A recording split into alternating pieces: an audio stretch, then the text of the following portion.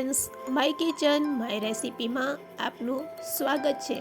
આજે આપણે ઘરમાં કલર ન હોય છતાં પણ એકદમ બહાર બજારમાં મળે તેવી તૂટી ફૂટી બનાવીશું। આને બનાવવી ખૂબ જ સહેલી છે અને ખાવામાં ખૂબ જ ટેસ્ટી લાગે છે।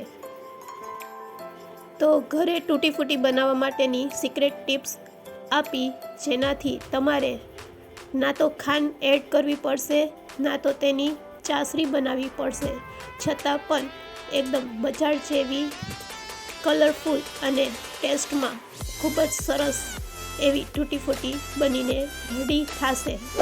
જો મારી રેસીપી સારી લાગે તો લાઈક અને વધારે ને વધારે શેર કરજો અને સબસ્ક્રાઈબ કરી બેલ બટન દબાવવાનું ભૂલશો નહીં। તો તૂટી ફૂટી બનાવવા માટે સૌપ્રથમ આપણે તરબૂચની છાલો લેશું। તો આ રીતે આપણે તરબૂચની છાલ લઈ એની પાછળની જે ગ્રીન ભાગ છે એ દૂર કરી લેશું। સાથે સાથે તેમાં રહેલો ગુલાબી ભાગ પણ દૂર કરી લેશું। આપણે ફક્ત સફેદ ભાગ લઈ એમાંથી ઝીણા ઝીણા પીસ કરી અને આપણે તૂટી ફૂટી બનાવવાની છે। તો આ રીતે પિંક ભાગ છે એ પણ થોડોક દૂર કરી લેશું અને પાછળની છાલને પણ દૂર કરી લેશું। તો તમે જોઈ શકો છો, મેં બધી છાલ છે એ વ્યવસ્થિત સાફ કરી લીધી છે। હવે તેના નાના નાના પીસ કરવાના છે। તો આ રીતે ચપ્પુની મદદથી આપણે તેના નાના નાના પીસ કરી લેશું। તો બધી છાલોમાંથી આ રીતે આપણે તેના નાના પીસ રેડી કરશું।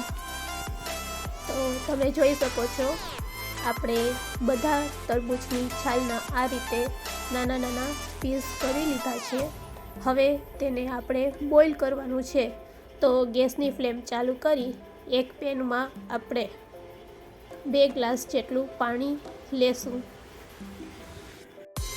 હવે રેડી કરેલા તરબૂચની છાલના ટુકડા છે તે તેમાં એડ કરી દેશું અને લગભગ તેને 10 થી 12 મિનિટ બોઇલ થવા દેશું।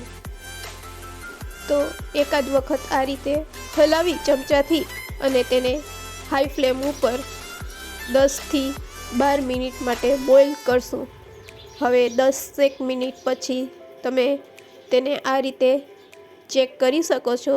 તો તરબૂચની છાલ છે એ સારી એવી ચડી ગઈ છે। તો ગેસની ફ્લેમ આપણે બંધ કરી દેશું। હવે પાણીને દૂર કરવા માટે આપણે આ ટાઈપનું કાણાવાળું વાસણ લેશું અને તેમાં આ પીસીસને કાઢી લેશું। તો આ રીતે તમારે નીચે કોઈક વાસણ રાખી તેના ઉપર આ કાણાવાળું વાસણ રાખવાનું અને તરબૂચની છાલના ટુકડાને આ રીતે કાઢી લેવાના। હવે તેને ઠંડા થવા દેશું। ટુકડા ઠંડા થઈ જાય પછી આપણે આગળની પ્રોસેસ કરીશું। હવે ચાસણી બનાવવા માટે તે જ પેનને આપણે ગેસની હાઈ ફ્લેમ ઉપર તેમાં 1 વાટકો પાણી અને ટુકડા કરેલી સાકર એડ કરીશું અને તેને સારી રીતે પકાવશું। તો આ રીતે તેને હલાવતા હલાવતા બોઇલ થવા દેશું। તો પાણી આપણું ઉકળવા માંડ્યું છે। હવે આ સ્ટેજ ઉપર આપણે ટુકડાને એડ કરી દેશું। ચાસણી સારી આપણી પીસ સાથે ભરી જાય ત્યાં સુધી તેને પકાવીશું। તો લગભગ 5 મિનિટ આ રીતે તેને પકાવી લેશું। તો ટુકડામાં ચાસણી સારી એવી લાગી ગઈ છે। હવે તેમાંથી મેં અડધા ભાગ કરી નાખ્યો છે અને અડધા ભાગમાં મેં હળદર એડ કરેલ છે। તો આ રીતે જ્યારે પેન ગરમ હોય ત્યારે તેમાં હળદર નાખી દો તો જે હળદરનો કાચોપનનો ટેસ્ટ હોય છે તે આવતો નથી અને તો આ રીતે તમે પીળા રંગની તૂટી ફૂટી રેડી કરી શકો છો। હવે આપણે લીલા રંગની તૂટી ફૂટી બનાવીશું। તો લીલા રંગ માટે મારી પાસે ઓલરેડી શરબત લીલા રંગનો હતો અને તે કાચા આમનો શરબત છે. તો આ શરબતમાંથી 2 કે 3 ચમચી તમે લઈ અને આની સાથે મિક્સ કરી દેશો એટલે લીલા રંગની તૂટી ફૂટી રેડી થઈ જાય. હવે તેને આપણે 3 થી 4 કલાક પલાળી દેશું. તો મેં આ રીતે તેને 3 થી 4 કલાક પલાળેલ હતી, તો તમે એનો રંગ જોઈ શકો છો. તો આ રીતે જો તમારી પાસે શરબત હોય કોઈ પણ રંગનો તો તમે રંગીન તૂટી ફૂટી બનાવી શકો છો અને ચાસણી બનાવવાની પણ જરૂર પડતી નથી. તો અહીંયા ચાસણી વગર પણ તૂટી ફૂટી બની શકે છે. જો તમારા ઘરે કોઈ પણ રંગની શરબતની બોટલ હોય તો આ રીતે આપણે તેને 4 કલાક ઢાંકી અને રહેવા દેશું. તો અહીંયા હળદરવાળી જે રેડી કરેલ તૂટી ફૂટી છે તેને આ રીતે ટ્રેમાં પાથરી અને આખી રાત પંખા નીચે રાખવાની. હવે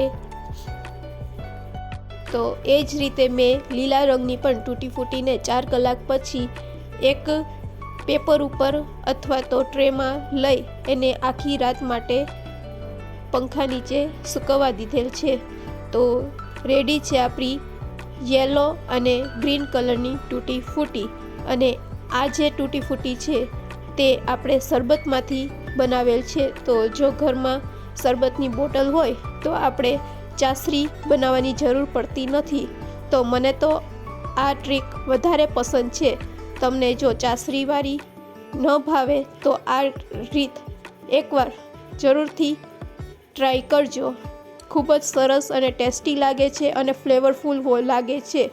તો બંને ટાઈપની તૂટી ફૂટી બનાવતા મેં આજે તમને શીખવાડેલ છે. તમે બનાવી અને કમેન્ટમાં કહેજો કે તમને કઈ ઇઝી લાગેલ છે. ઘરે ફૂડ કલર ના હોય છતાં પણ આપણે એકદમ ઇઝીથી ઘરે હોમમેડ તૂટી ફૂટી બનાવી શકીએ છીએ.